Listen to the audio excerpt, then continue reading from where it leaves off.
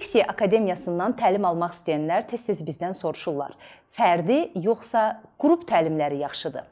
Əslində bu, şəxsin problemindən asılı olaraq dəyişə bilən məsələdir. Əgər sizin çox ciddi ləhcə probleminiz varsa, xarici dillərdən gəlmə aksent o dəqiqə hiss olunursa, söz ehtiyatınız tamamilə azdırsa, Ç, C, K, G səslərini biraz qıcıqlandırıcı tələffüz eləyirsinizsə, onda fərdi qaydada təlim almağınızı tövsiyə eləyirik. İlkin mərhələdə siz diksiyanın baza kursunu keçirsiniz, bu çətinliklərin öhdəsindən gəlirsiniz, ondan sonra qrupa qoşulsaz yaxşıdır.